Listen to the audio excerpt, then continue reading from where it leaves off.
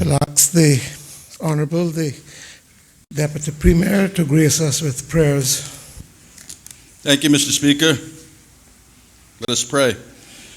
Almighty God, from whom all wisdom and power are derived, we beseech Thee so to direct and prosper the deliberations of the Legislative Assembly now assembled, that all things may be ordered upon the best and surest foundations for the glory of Thy name and for the safety, honor, and welfare of the people of these islands. Bless our Sovereign Lady, Queen Elizabeth II, Philip, Duke of Edinburgh, Charles, Prince of Wales, and all the royal family. Give grace to all who exercise authority in our Commonwealth, that peace and happiness, truth and justice, religion and piety may be established among us. Especially we pray for the governor of our islands, the premier, the Speaker of the Legislative Assembly, the Leader of the Opposition, ministers of the Cabinet, ex officio members, and members of the Legislative Assembly, that we may be enabled faithfully to perform the responsible duties of our high office. All this we ask in Thy great name's sake. Let us say the Lord's Prayer together. Our Father, who art in heaven, hallowed be Thy name. Thy kingdom come, Thy will be done on earth as it is in heaven. Give us this day our daily bread, and forgive us our trespasses, as we forgive those who trespass against us. Lead us not into temptation, but deliver us from evil. For Thine is the kingdom, the power, and the glory, forever and ever. Amen. The Lord bless us and keep us. The Lord make His face shine upon us and be gracious unto us. The Lord lift up the light of His countenance upon us and give us peace now and always. Amen.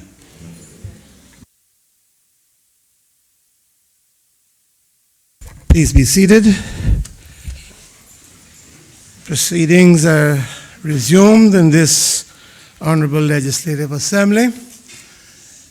Honourable members, we are privileged this morning to have students, I think, from the Georgetown Primary School, and we want to welcome all of them. It's always good to have the children from the various schools visit with us, and so I want to welcome them, and the teachers, in fact, of course, on behalf of members of the House.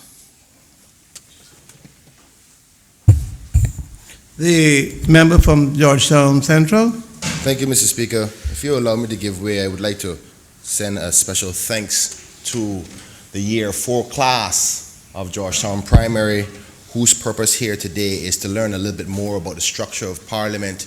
So I'm encouraged by the primary school as a whole, as well as these amazing children as they learn about the structure of government in the Cayman Islands. So on behalf of the opposition and the rest of the members of government, I welcome to these proceedings.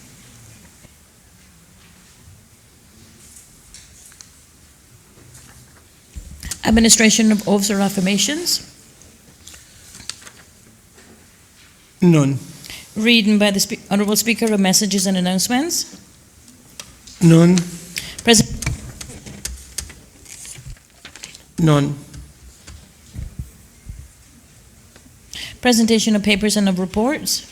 None. Questions to Honourable Ministers and members of the Cabinet. None. Statements by the Honourable Ministers and members of the Cabinet. None. Personal explanations. None. Obituary and other ceremonial speeches. None. Raising a matter of privileges. None. Government business. Bills. Second reading. Continuation of debate. The referendum. People-initiated referendum regarding the Port Bill 2019. Last night before we took the adjournment, the Honourable Premier had risen. The Honourable Premier.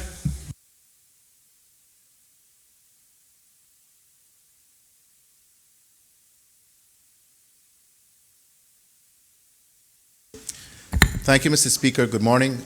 I want to say a special good morning and welcome also to the Year 4 class from Georgetown Primary and their teachers.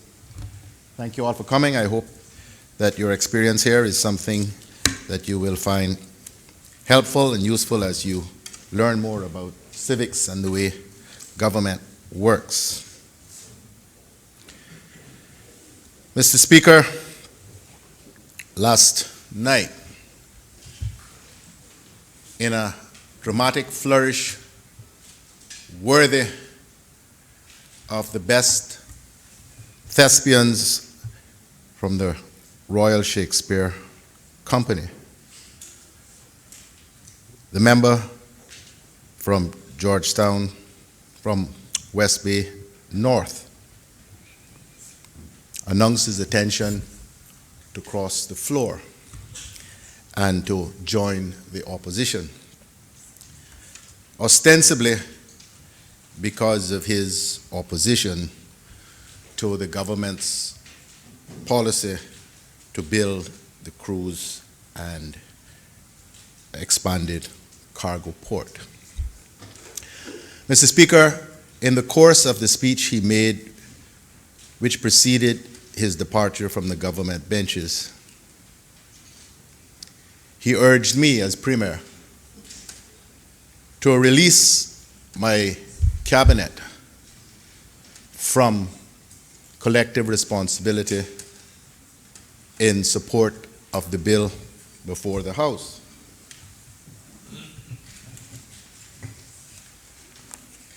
Mr. Speaker, the bill before the House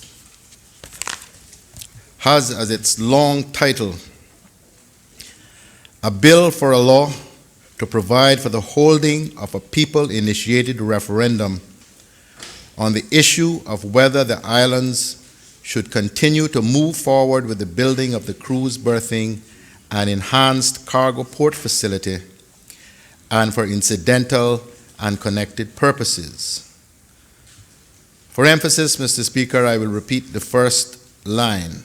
A bill for a law to provide for the holding of a people-initiated referendum.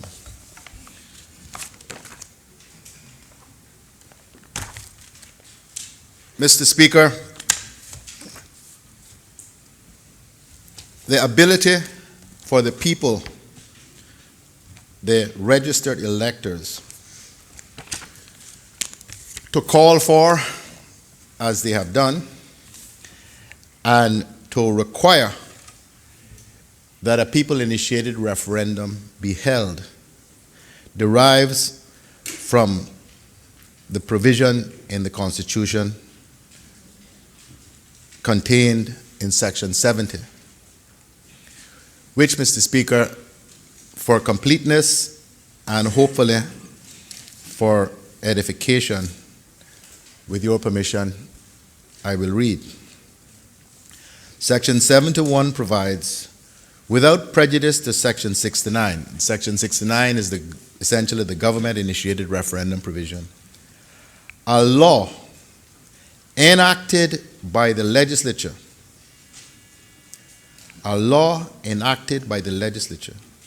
shall make provision to hold a referendum amongst persons registered as electors in accordance with Section 90 on a matter or matters of national importance that do not contravene any part of the Bill of Rights or any other part of this Constitution.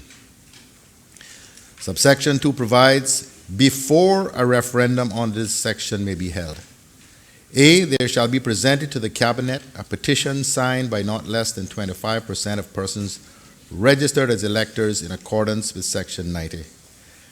B, the Cabinet shall settle the wording of a referendum question or questions within a reasonable time period as prescribed by law.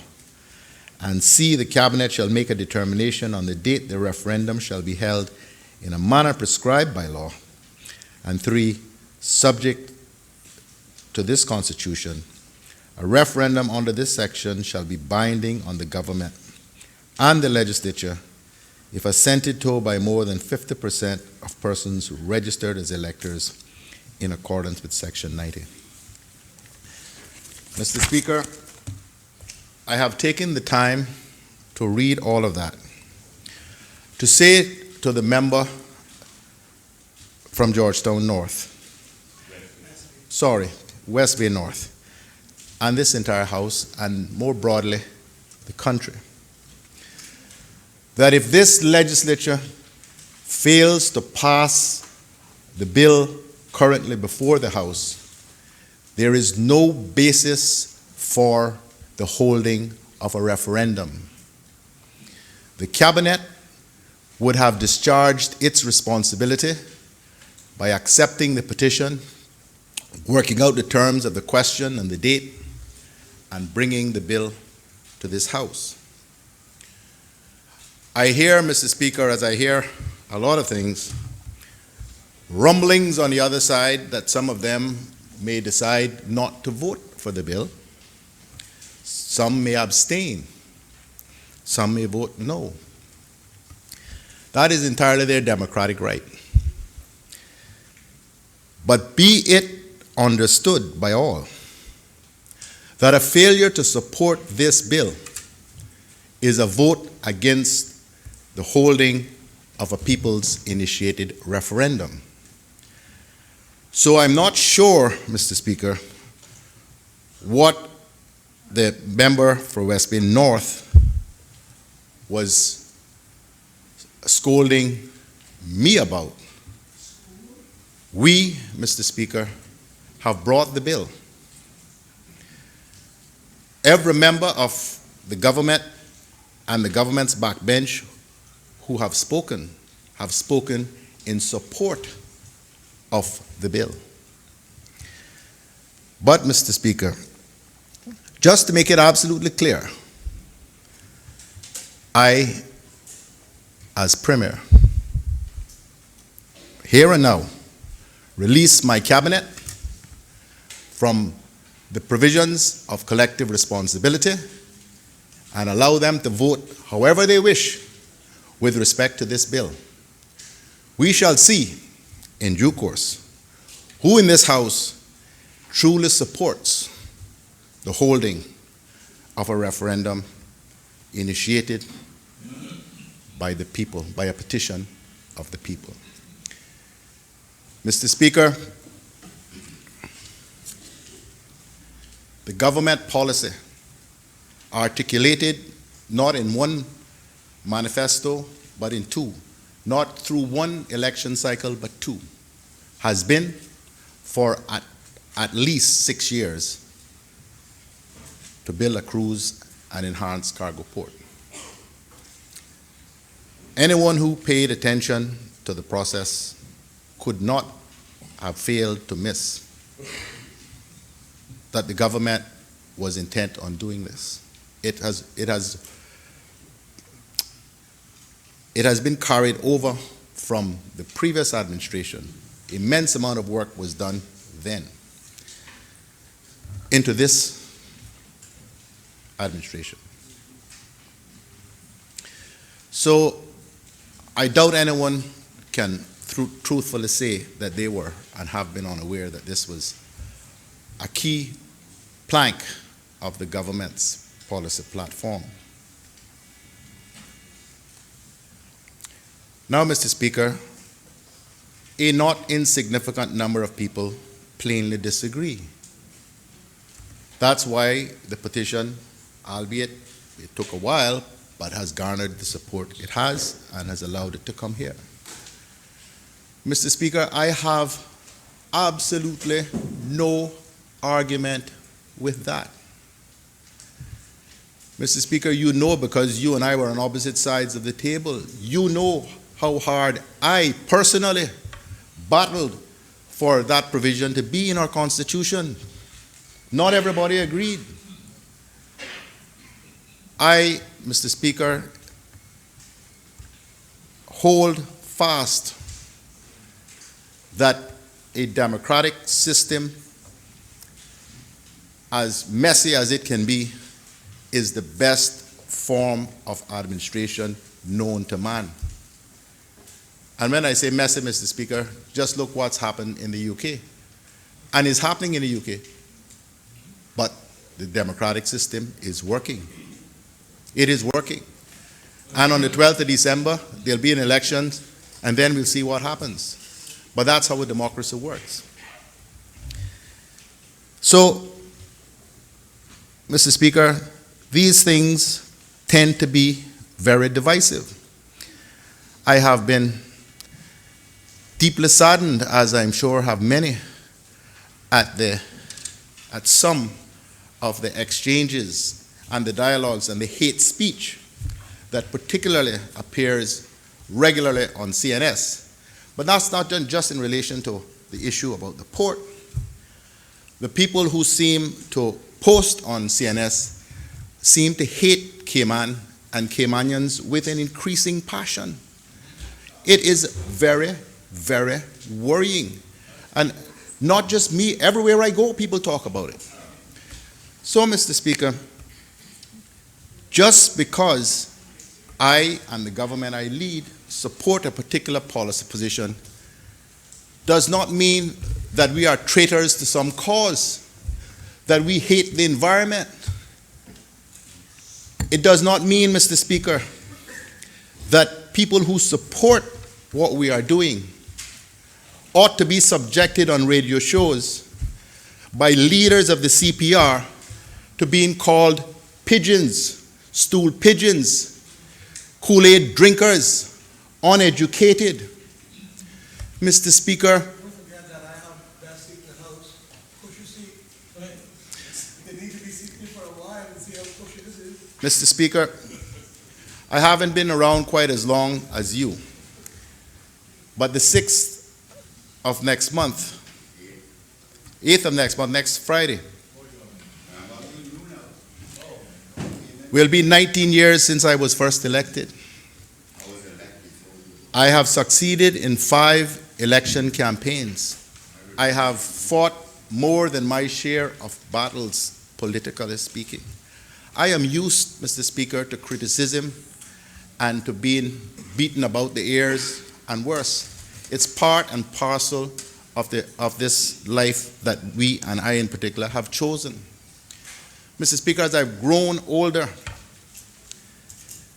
people who pay attention would notice how little I engage, particularly on the talk shows, because, Mr. Speaker, I have a job to do, and people who want to say what they want to say are free to say it. But, Mr. Speaker, I draw the line. I honestly draw the line when someone who has been convicted of dishonesty and permanently disqualified from standing for election will go on a talk show and call me and the deputy premier corrupt. Really, Mr. Speaker?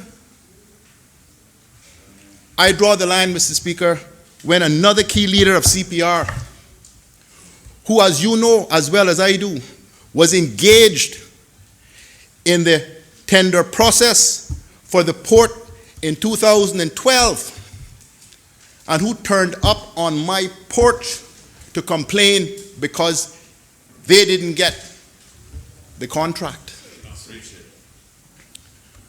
will pretend to this country that he is some environmentalist who is vehemently opposed to the port. You know why he's opposed to the port? Because he and his father haven't got the contract.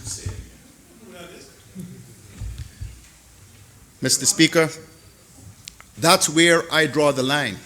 Mr. Speaker, anybody is entitled to their view and their opinion. Anybody is entitled to say they want a piece of this project. But don't go about pretending like that this is a terrible idea, where Alden McLaughlin is a tyrant, Alden McLaughlin is an arrogant so-and-so, Alden McLaughlin is an idiot. I'm determined and intent to destroy my country. Let me tell you something, Mr. Speaker. There may be people in this house, there may be people in this country who love this country as much as I, but I promise you, Mr. Speaker, nobody loves it more. I do not wear my heart on my sleeve, and I don't make many emotional speeches.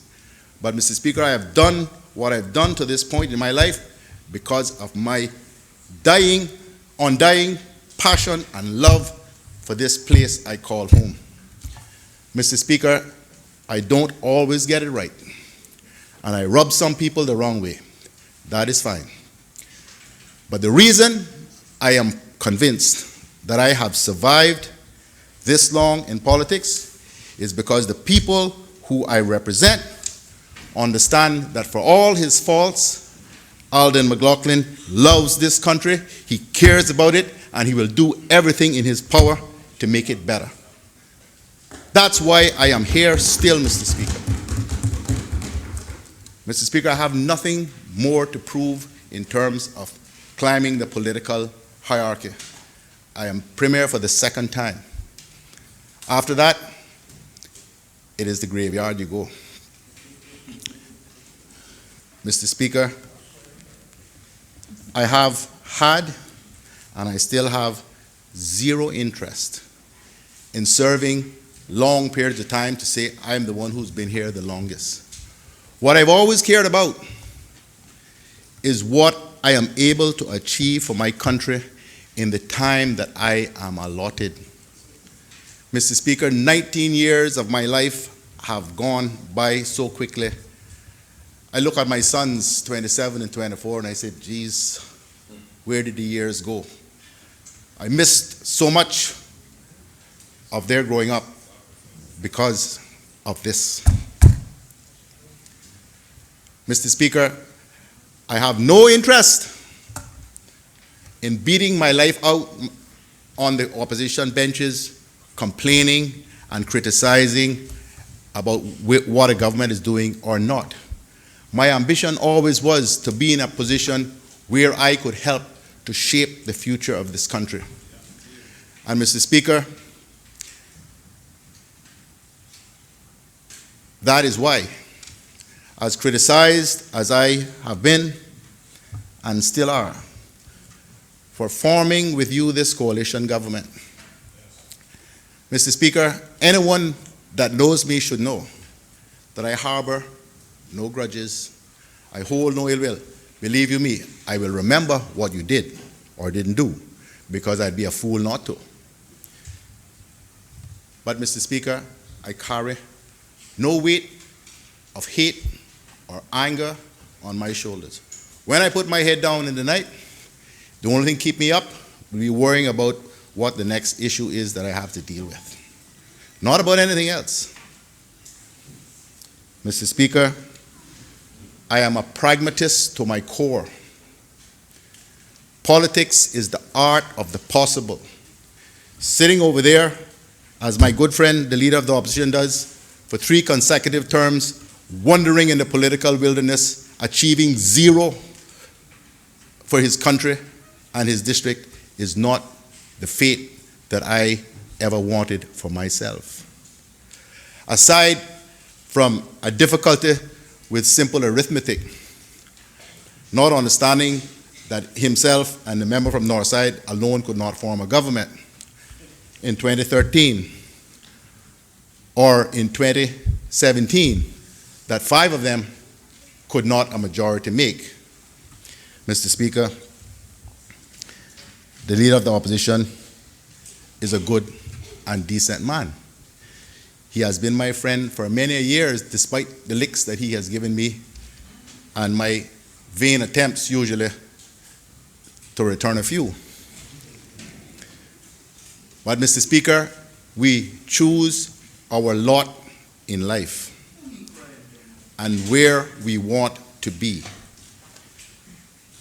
Mr. Speaker, I know, as you do, not sure everybody else does, that it is our obligation when an election is over, and the people have spoken, to try to give the country the best government we can from those who have been elected. We don't get to go and say, oh, I'd rather somebody else. That's who the people have chosen. And that, Mr. Speaker, is how we have been able to form this coalition government. Mr. Speaker, it is not just about forming a government. This is the 3rd I've been in. It is about forming a government that is able to get things done. People elect us to improve their quality of life and to move the country forward. The average person could care less about the internal politics. Their question, and the question each of us have to answer every time we go to the polls, for them is, has he or she made my life better? Has he or she improved the lot of this country? That's what people ask. Believe you me, they do. And those who survive consecutive election cycles are those who receive, for whom the question is answered positively by the voter. Mr. Speaker, we were not elected in here to spend time going to law school. We were elected, Mr. Speaker, to represent the interest of our people. We were not elected in here to spend time on Facebook slagging off this one, that one, and the other one. Remember I say this, there are good many faces I look around here that unless they change their ways, they won't be here next time round. We got one wall on the back here, Mr. Speaker. You count the number of one-term politicians on that, you will understand that people who do not realize what their function here is wind up on that wall.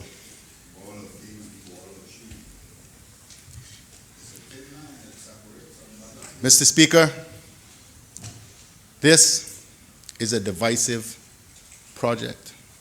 Mr. Speaker, truthfully, tell you this truthfully, Mr. Speaker. Had we believed that this would be this controversial, the government would not have proceeded with it in 2013. But, Mr. Speaker, we are where we're at. And we are now at a position, having spent more than $5 million in 6.5 years, not counting the work that you did during your administration on it. We are where we are. This referendum, Mr. Speaker, will allow the people of this country who are registered voters, whose names appear on the official list of registered voters, to decide whether this project goes ahead or whether it doesn't. People who are opposed to this feel passionately, many of them, passionately about it. And they are entitled to do so, Mr. Speaker. But in the almost 7 weeks that we have before the referendum is held on the 19th of December, I urge us all, Mr. Speaker, not to become so personal about these things, not to call each other these names, pigeons and stool pigeons and uneducated and Kool-Aid drinkers and worse. We are one country, one people, all Caymanians, and there are many other people here who are not Caymanians who can't vote, but who have a vested interest and feel strongly about these issues too. Let's be respectful to everyone. I promise the country this. In the same way that the government has scrupulously followed the Constitution with respect to the management of this, so far, when the result is known, if the result is that more than 50% of the registered electors say no to the project, it is dead. It is dead. As much as I and my government think that that would be a huge mistake, that would be the will of the people. And that is what, Mr. Speaker, we will respect. Mr. Speaker, this debate has involved not just the process and concerns and criticisms about the process that's been followed, issues within the bill, but more broadly, whether or not this is a good project for the Cayman Islands. And that is not only entirely permissible and expected, Mr. Speaker, but I think it is the right thing to do. It gives and has given the country the opportunity to hear what the views of the elected members think. A broad cross-section. I think there was only one member who has not spoken. Mr. Speaker, that's all well and good. But I come back to the point I started with, which is what we are being asked to do today is not to vote yes or no for whether the cruise port and cargo project proceeds, but to vote for the vehicle which will allow the referendum, the people-initiated referendum, to be held with respect to that. So if members in this House vote no to the bill, they are voting to prevent the referendum from being held. Mr. Speaker,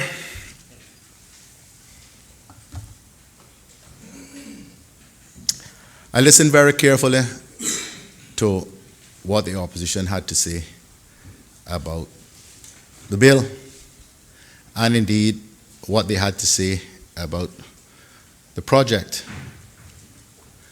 I listened hard and long, Mr. Speaker, to try to discern where they stood with respect to the project. Mr. Speaker, I have to say that with the exception of the member from Northside, I and the country are none the wiser as to where the members of the opposition stand with respect to this project. They have demonstrated one thing, Mr. Speaker. They have demonstrated that they have... Honorable Premier, Mr. Speaker, Honorable Member from Georgetown Central, do you have a point of order? Yes, Mr. Speaker. I think it's inappropriate that the Premier... Can you state the point of order? Elucidating the House, Mr. Speaker. I'm not misleading the House by suggesting that he knows exactly what the country has interpreted. Now, if he has interpreted based on himself what we say, but he can't say the rest of the country has not having a clear picture. Because many people that have seen my speech told me they know exactly where I stand. So I think it's unfair for him to assume on behalf of the rest of the country. Honorable Premier. Yes, Mr. Speaker. Mr. Speaker, let me amend what I said. In my opinion, neither I nor anyone in the country, save the discreet few who have the confidence of the member from Georgetown Central, are any the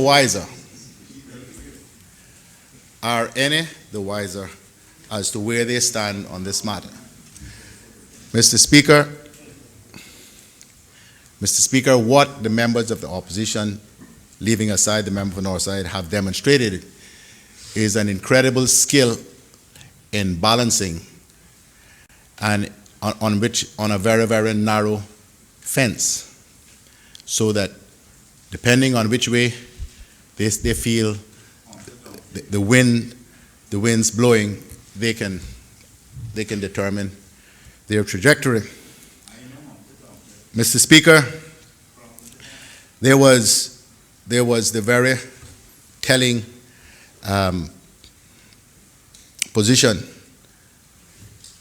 articulated by both the member from Georgetown Central and the member from Newlands, in which, the member from Bontown West, I think, in which they said, and this was part of their argument for why there should be a constituency by constituency count for the referendum and not a national count.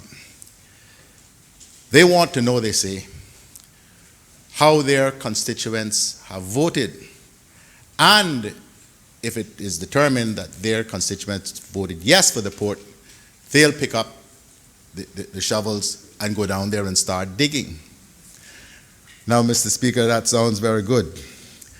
But when you subject it to any kind of analysis, you see how fallacious it really is.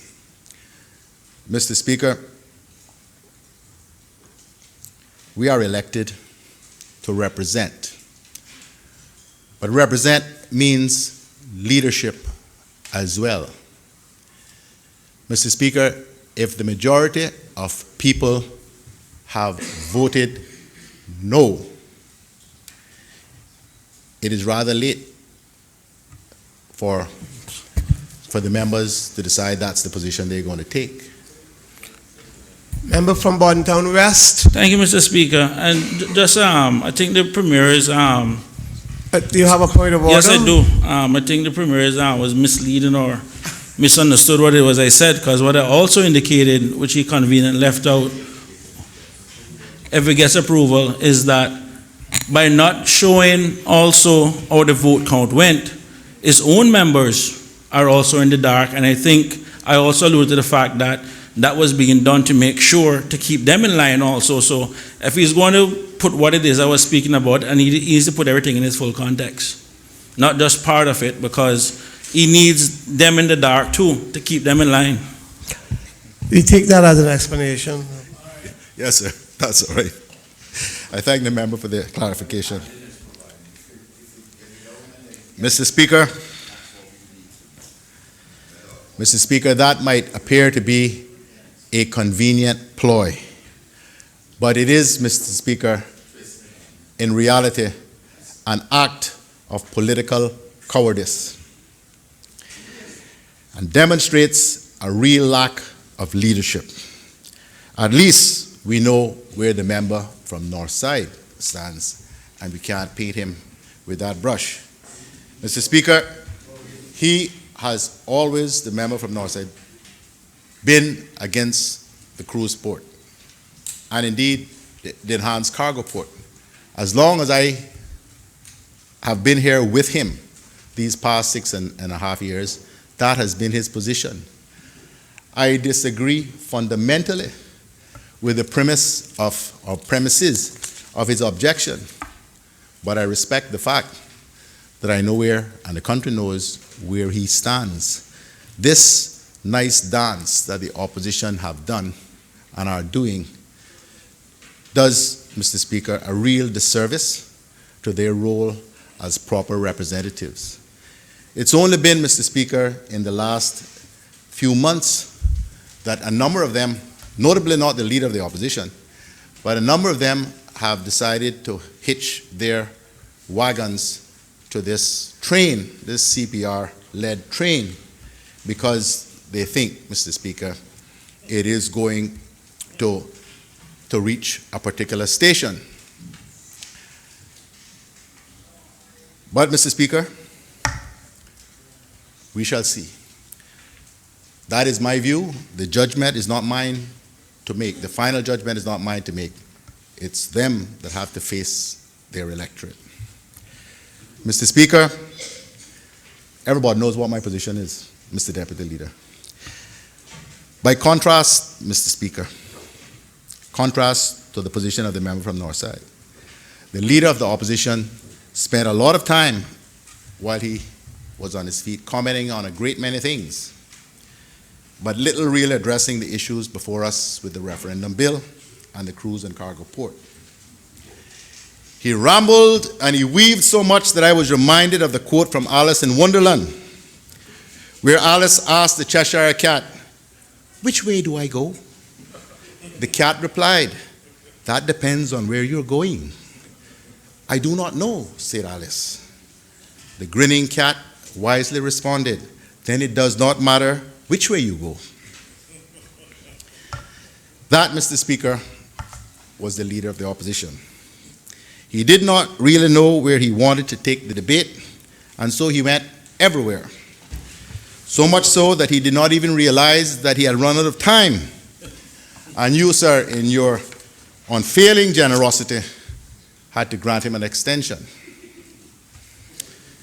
But I guess, Mr. Speaker, that is what happens when you have no real objection to the port project, at least none that has been articulated, and just want to try to score a few good political points by speaking to your fans in the gallery and those listening on the radio.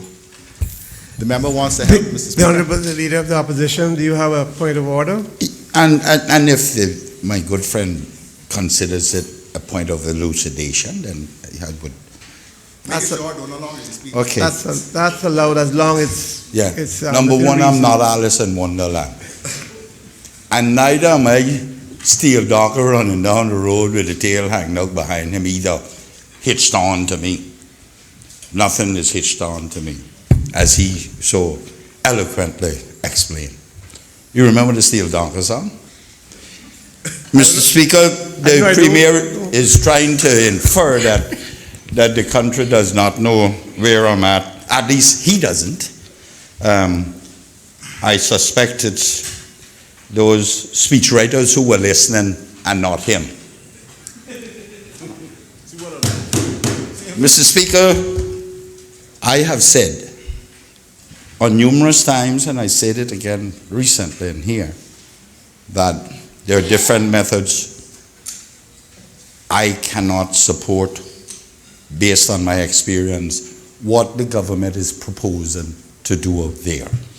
I invited the country to wrap it up, wrap the no up in swaddling clothes and present it to him on Christmas. I have said on the radio and here that I will be voting no against the dock as proposed. Do I need to make myself any clearer, my friend? Mr. Speaker, I thank the member for finally making us aware of what his position is.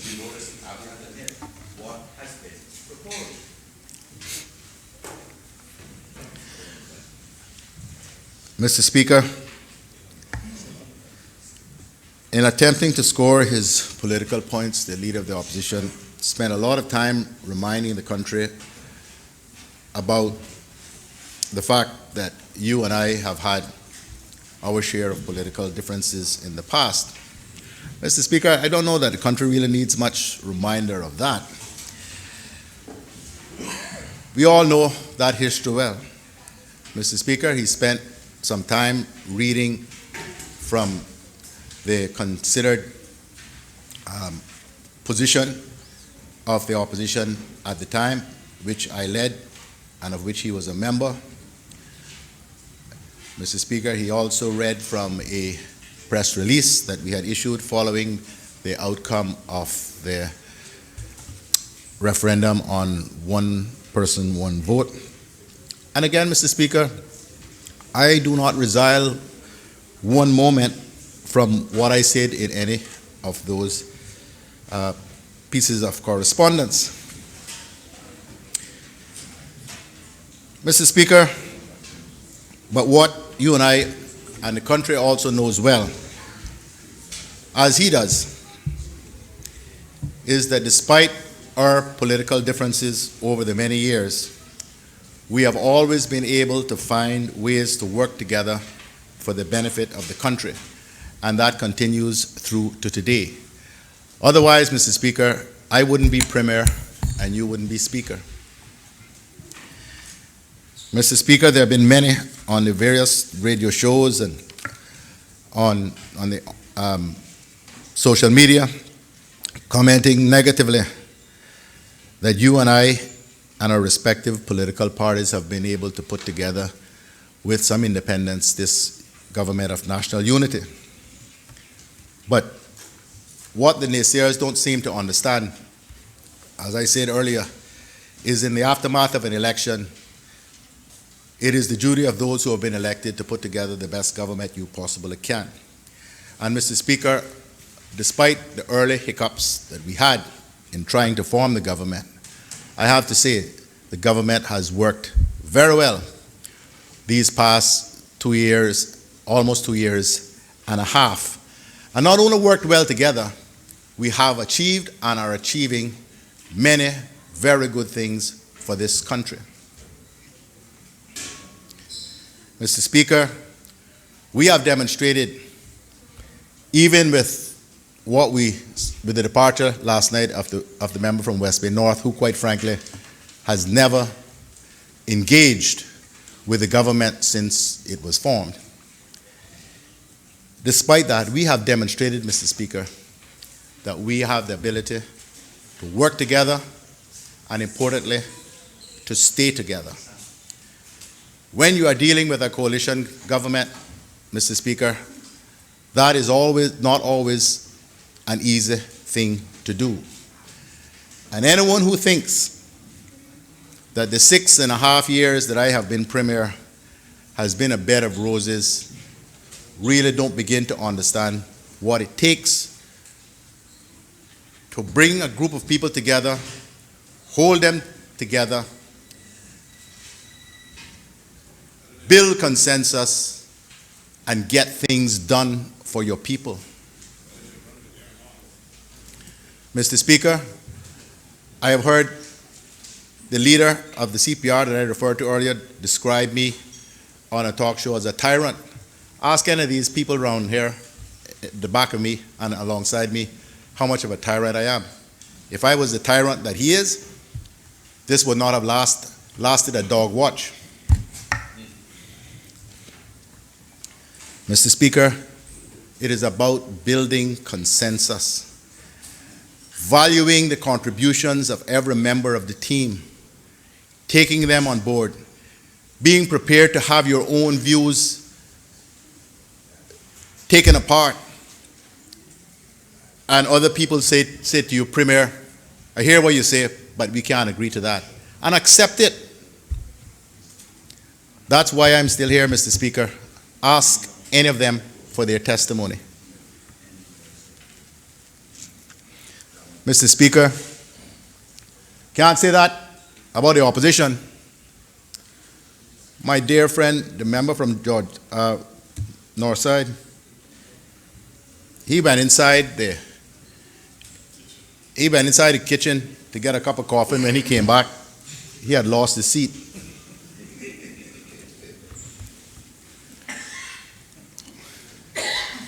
Mr. Speaker, it will be interesting to see how long the official opposition remains together. I see the member from Georgetown Central out there doing his own things on the side. We'll see. I'll tell you this, Mr. Speaker. If you can't keep a group of people together in the opposition, God help you if you try it over here, where you have real responsibility for decision making, and where the decisions you make actually matter, where the decisions you make result sometime in a people-initiated referendum. Serious business. Serious business. Mr. Speaker, in the next, how many months we got left? This is November, December, January, November, December. Mr. Speaker, in the 18 months, 16 months, whatever it is, 16 months we got left.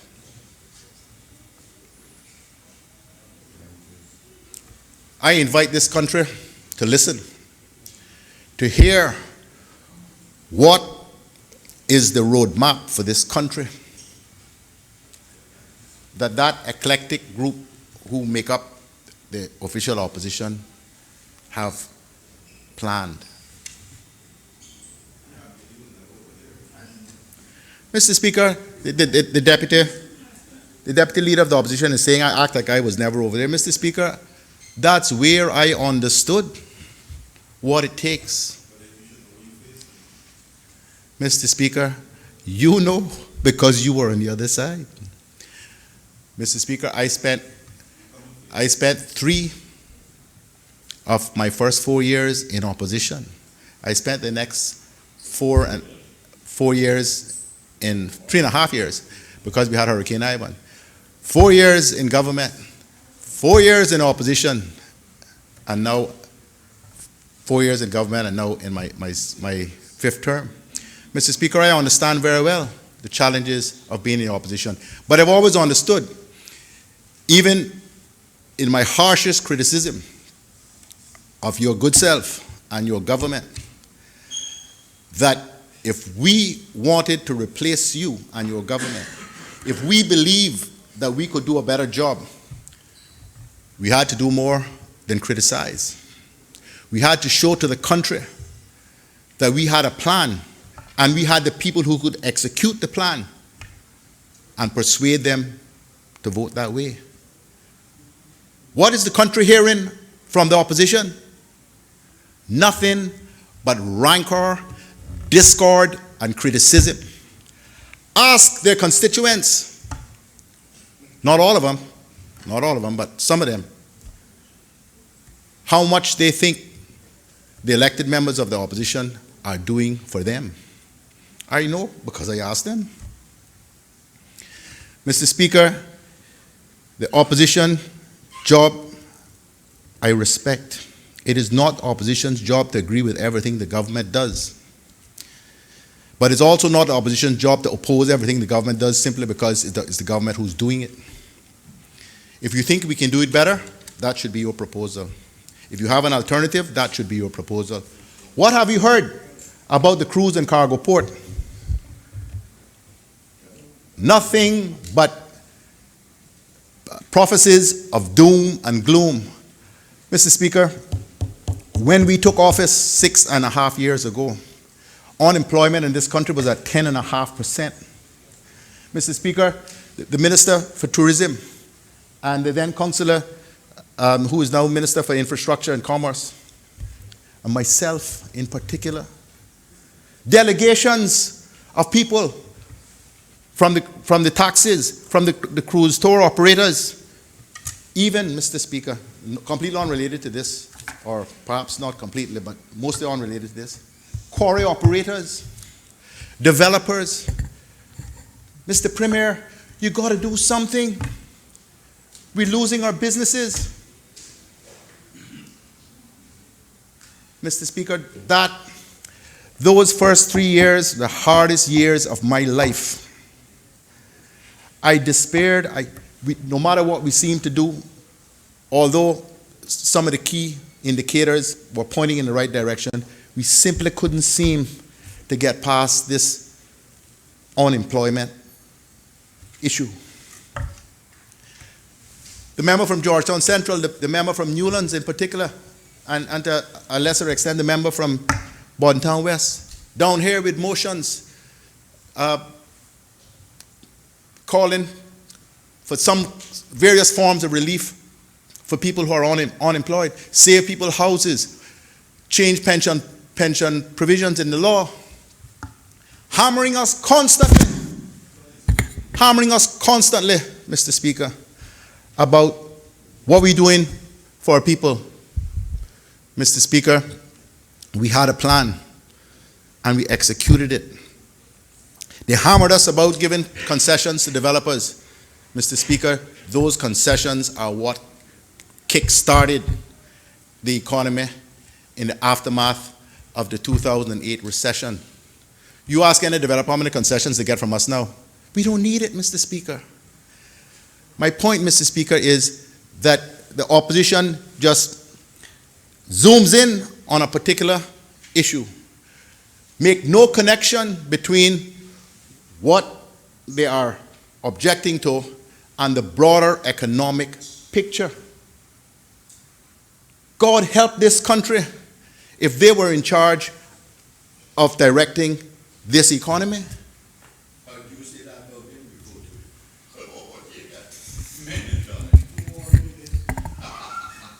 Mr. Speaker, these things are all connected. I cannot believe, Mr. Speaker, having been subjected to these years of hammering and criticism about jobs for Caymanians by the member for Georgetown Central, the member from Newlands, and more recently, the member from Bordentown West. Hammering that they can be so flippant,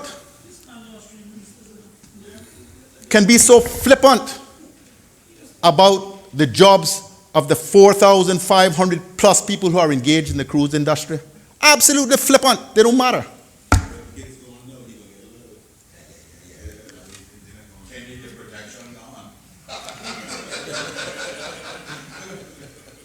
Mr. Speaker,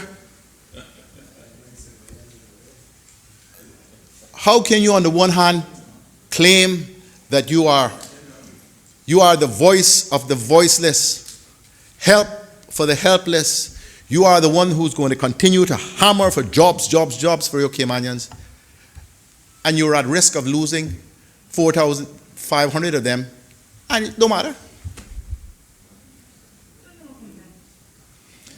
Because nothing they have said, Mr. Speaker, nothing they have said in criticism of this addresses what are you going to do? What is the country going to do? When, as is inevitable, the number of cruise visitors shrinks. What are the alternatives? The Minister for Infrastructure and Commerce put it the best I've ever heard it put the other night. Not the other night, it seems so long ago, last night. He said, Mr. Speaker, Cayman's choice is to decide whether we want to remain in the cruise business or not. That is the big decision that we have to take. It is entirely up to us if we say, as it seems to be suggested by the member from Bordentown West, that the way to go is stay over tourism. If we make that choice, and that sounds to be the choice that he would make were he over on the side, what are you going to do to ensure that those who have lost their jobs have jobs? It's not a simple exercise of swapping one for the other. Mr. Speaker, stay over tourism does contribute significantly more to government's bottom line and the economy more broadly than cruise tourism. 650 million compared to an estimated 200 million. So no one is suggesting for a moment on this side that stay over tourism and the impact that cruise numbers have on the experience of stay over visitors isn't important. It is, Mr. Speaker. It's a cause for concern, and it does create a tension. But that aside, you try to determine how many Caymanians are actually involved in stay-over tourism compared to the number in cruise tourism. Almost every person who is engaged directly in cruise tourism is a Caymanian. Almost everyone who is involved directly in stay-over tourism is not a Caymanian. Now, Mr. Speaker, that has been the dilemma for many governments. As long as I've been here, that has been a dilemma. Every government that I've been aware of has really tried to engage more Caymanians in the jobs in stay-over tourism. But none of us, despite all the great efforts made and some successes shown under the leadership of the Deputy Premier, none of us can say honestly that it has been a rip-roaring success. So, Mr. Speaker, we have to get the balance right, without a question. But this attitude that, and I've seen it not only here, I've read it on various posts and so forth, we should just do away with the cruise visitors. All they're doing is getting in the way of the stay-over tourism, various things like that. Mr. Speaker, that is not the position this government takes. We do not think it is viable. We think that there has to be a proper balance struck. Mr. Speaker, the Deputy Premier was at pains yesterday to say, listen, if the cruise port is built, if the berthings are built, we will be capable of managing across that berthing 2.5 million cruise passengers a year, up from the 1.8, it is 1.8 now. But he was also at pains to point out that we are not victims of this business. We are beneficiaries. And, Mr. Speaker, We are in control of our own destiny. The port, the cruise berthings will be managed, continue to be managed by the Port Authority. We are able, Mr. Speaker, through them, to set the numbers. No one is expecting that when the cruise port is completed, assuming it is built,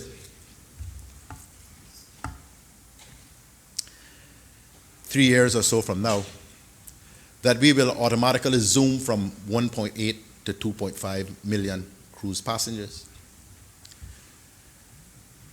Mr. Speaker, what it will allow us to do in a way that is not possible now, because the cruise companies will not agree to tender the big ships which pass us by in the summer, is to spread, or to use the industry term, flatten out the numbers, so that it is not just the high season that we wind up with 24,000, 25,000 and requests for more cruise passengers in one day. But we're able to spread the numbers over what have been the traditionally slow months. We're able to manage the numbers better.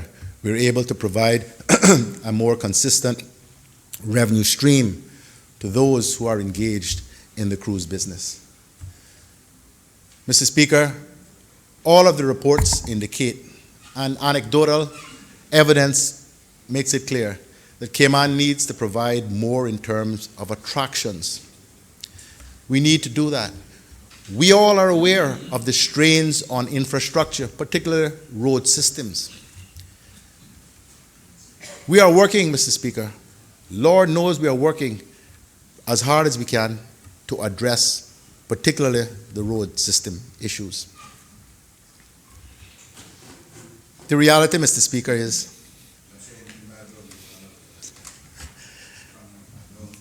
given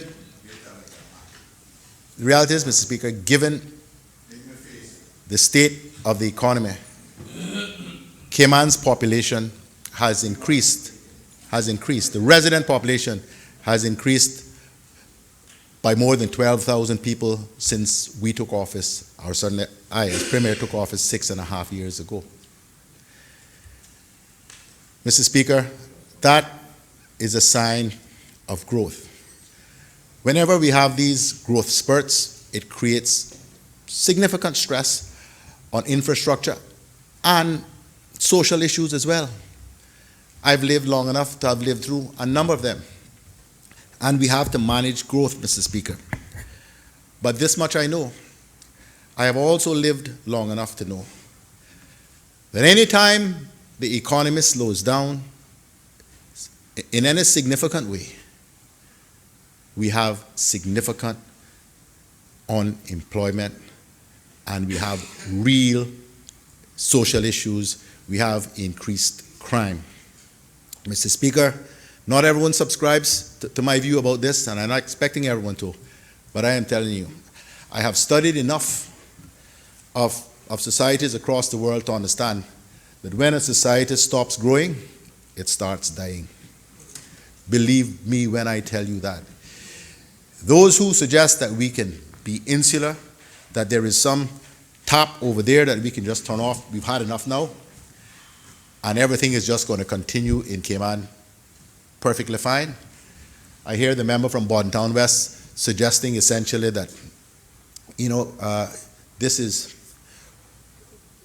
if it works, don't fix it. Cayman is a unique place, and we just have to preserve the status quo, and all will be well. Mr. Speaker, he may be a good accountant, but I wouldn't want him to manage my business. Mr. Speaker, if we are not growing, we are dying. We have to do what we need to do to build the infrastructure to support the growth, continued growth of these industries. Mr. Speaker, I heard the member from West Bay North talk about his children with passion, even tears. Mr. Speaker, I have children too. I love them too. Anyone who thinks that I don't want this place to be somewhere that they continue to be proud of, and where they have opportunity, don't begin to know anything about me.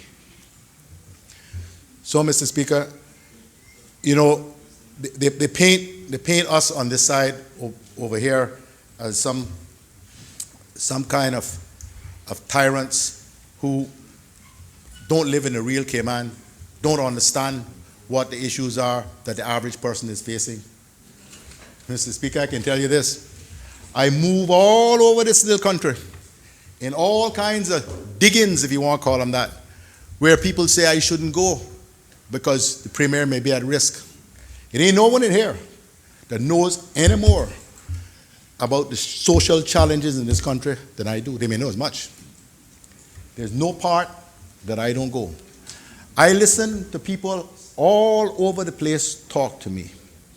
And Mr. Speaker, I do not only have the perspective of the privileged. I understand what the average person out there is struggling with.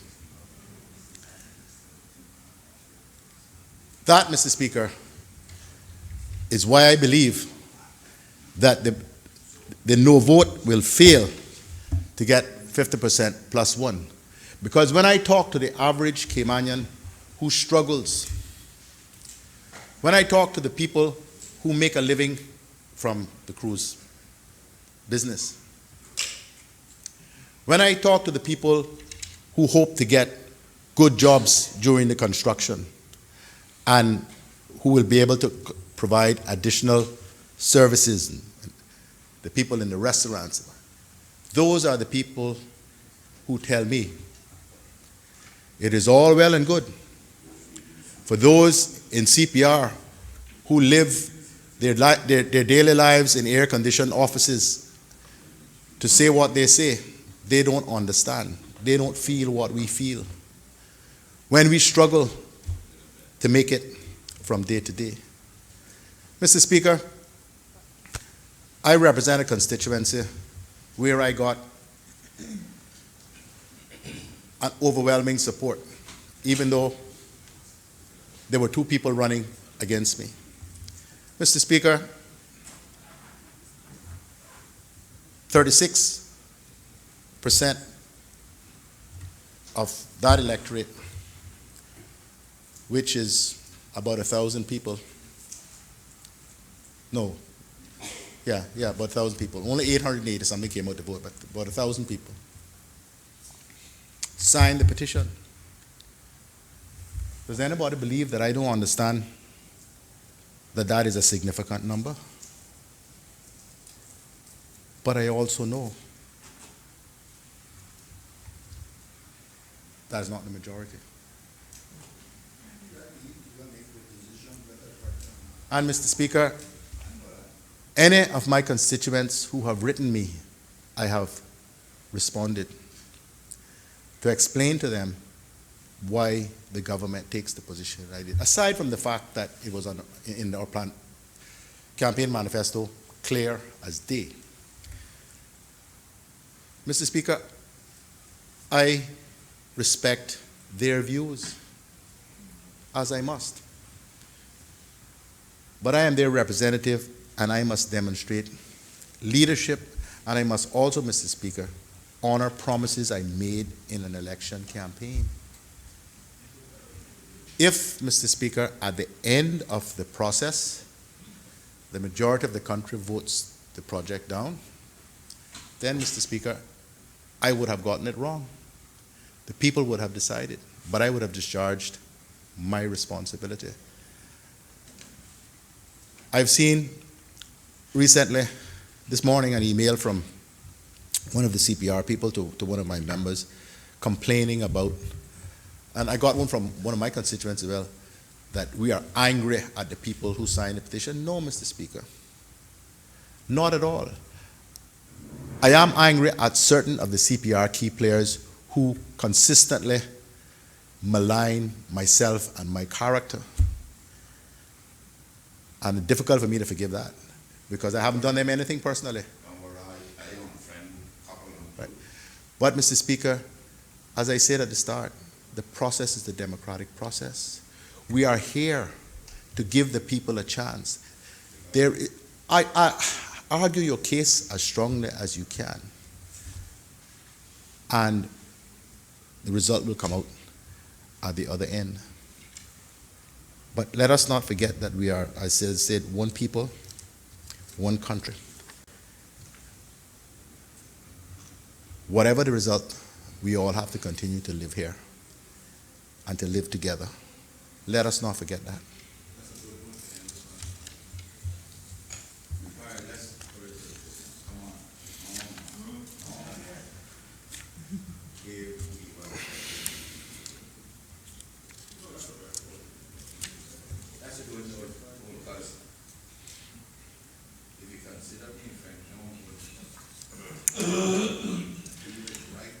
Mr. Speaker, Mr. Speaker, we will deliver to the country the budget for the last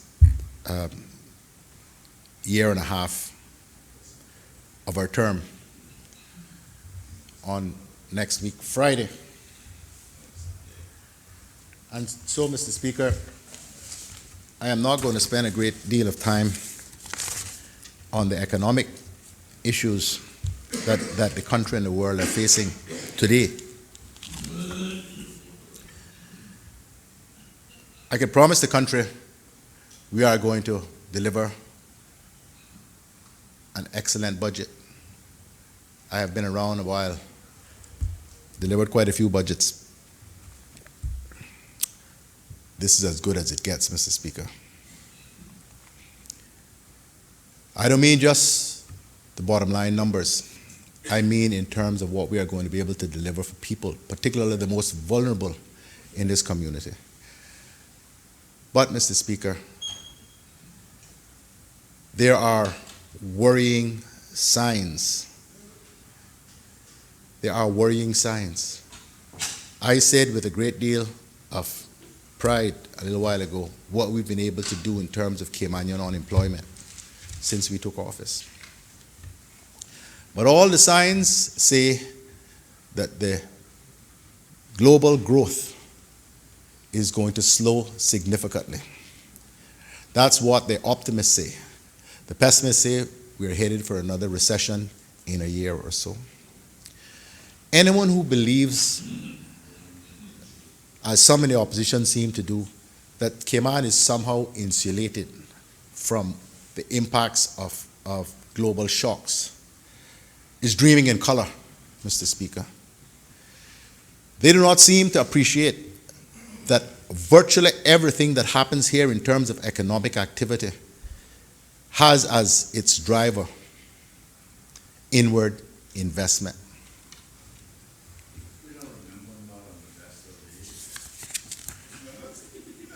Mr. Speaker, Mr. Speaker, they can be glib on the other side because they have no responsibility. We have the responsibility, Mr. Speaker. We have the responsibility. Mr. Speaker, I just want to get the date of this. Yesterday, Mr. Speaker, October 29th, from the Gleaner, the Jamaica Gleaner, IMF warns of economic growth slowdown in Latin America and the Caribbean.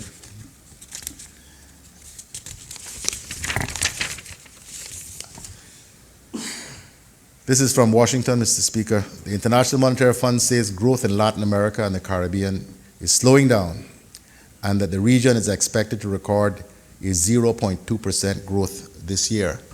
Mr. Speaker, I'm not going to go into all of the various bits in it because it's got country by country in the Caribbean. It doesn't talk about Cayman, but it's got a whole lot of them, including Jamaica, Bahamas, Trinidad, a whole range of them. We'll deal with all of this in more detail, Mr. Speaker, next week. But the point I'm making, Mr. Speaker, is that because we are doing so well, because the gravy train is running, it is so easy to become complacent and to believe that things, as the member from Bodden Town West suggested, will continue as they are if you all just stay out of the way. Mr. Speaker, the member from Bontown West seems to believe that we have arrived at this particular place with the economy overall, but in particular with respect to the tourist industry, by chance. This just happens by default. If he only begun... Mr. Speaker, point out. Mr. Speaker, he's becoming tiresome now. No. No. What's the point of order? No, the point of order is that he's indicating or misleading that I'm believing that the tourism success was by chance. No, it started from under your when you were Minister of Tourism and the foundation that you laid down. That's where it started from, and that's what I've always said. I'm very, very happy for the accolades that I'm getting, but try don't involve me, no? Mr. Speaker, this is the result of an incredible amount of thought and vision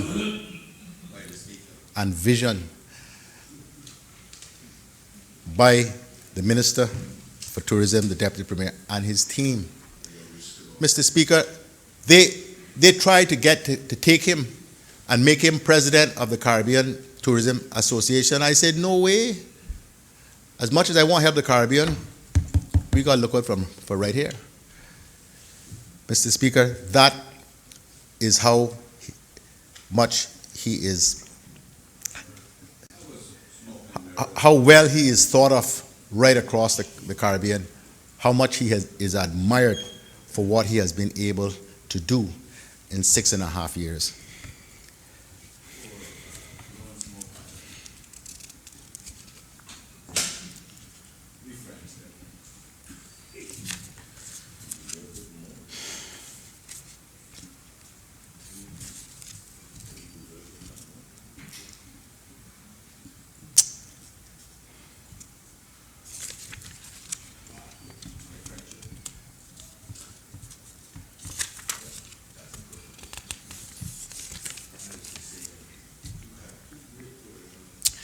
Mr. Speaker,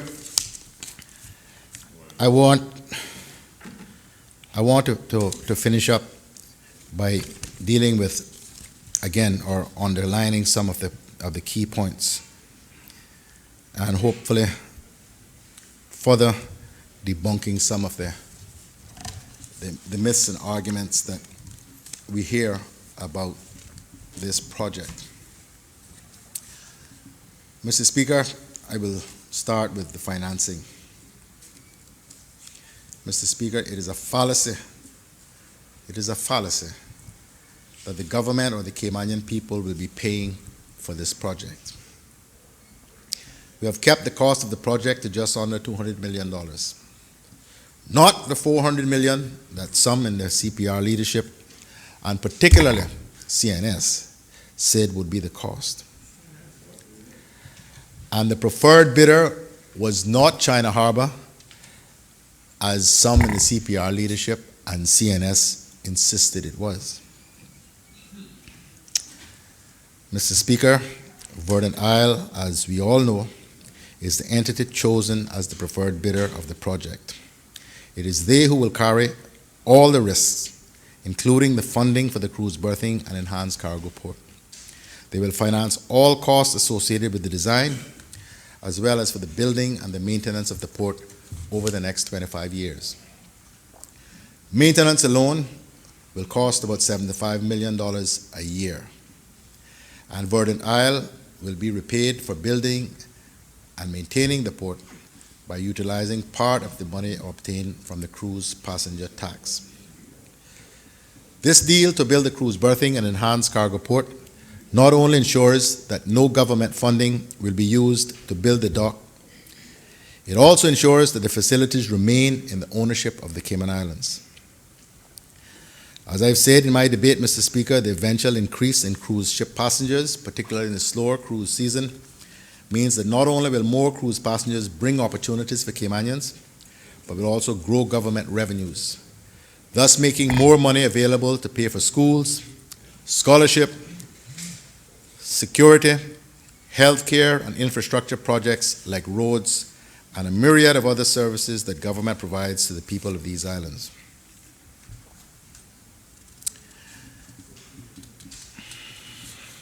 Mr. Speaker,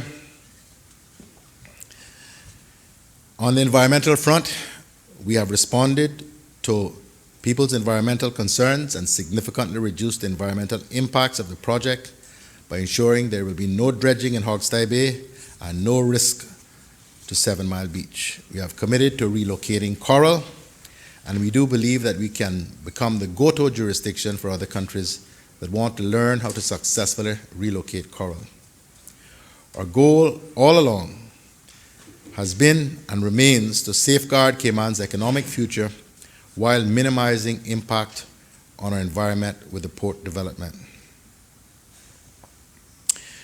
Mr. Speaker, I do hope that when voters go to the polls on the 19th of December, that they will opt to move forward with building our new cruise berthing and enhanced cargo facilities, helping guarantee that cruise ships will continue to bring us visitors.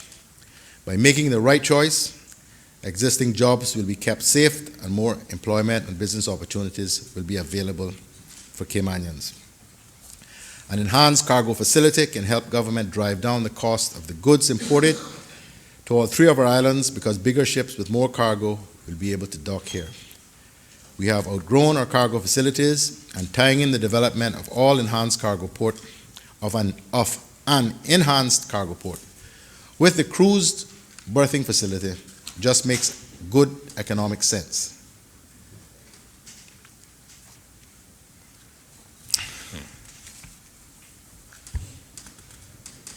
Mr. Speaker, as I said when I introduced this bill, we should all be choosing prosperity. If we don't, Caymanians will lose jobs, their businesses will fail, the cost of goods imported to our country will go up as our population grows. If we don't choose prosperity, we choose decline.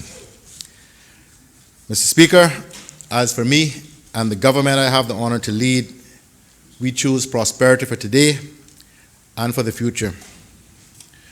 We have to move forward with building the cruise berthing and enhanced cargo facilities to help secure our future prosperity. Mr. Speaker, once again, I ask all members of this Honorable House to vote aye to this referendum bill.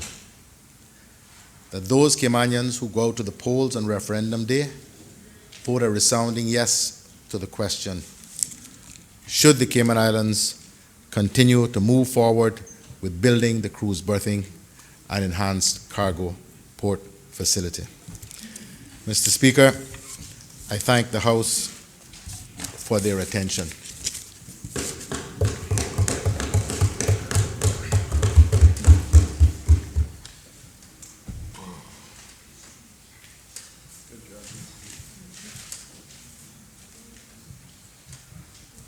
So I had to fire a couple Scotty missiles over there, but I don't want them before, no. Question is that the referendum, people initiated referendum regarding the Port Bill 2019 be given a second reading. All those in favor? Aye. Those against? The ayes have it. Mr. Speaker, may we have a division, please?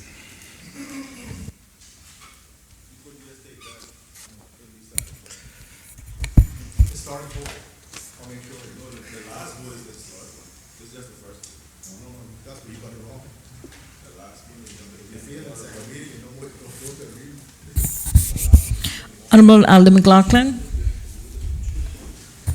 Aye. Honourable Moses Kirkconnell. Aye. Honourable Juliana O'Connor Connolly.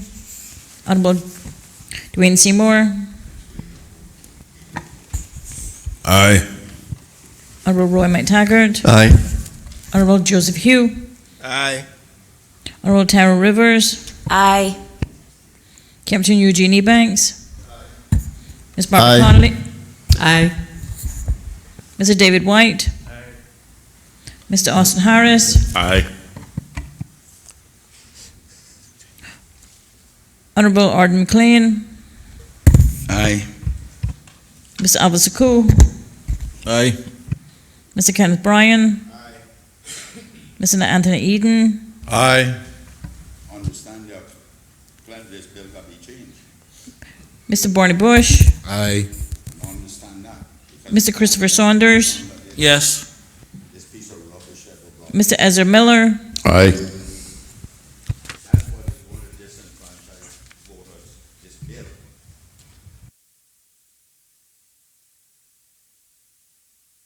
You have never been against the referendum.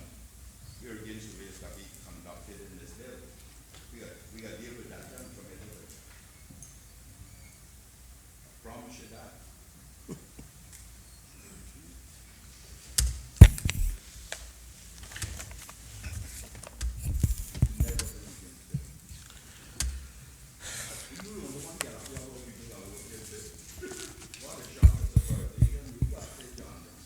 Results of the division: 17 ayes, 1 absentee. The bill has been given a second reading.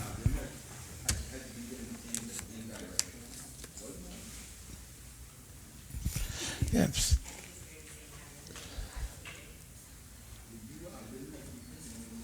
At this time, I'm going to suspend for lunch, and we'll be back at 1:30, at which time the House will go into committee stage.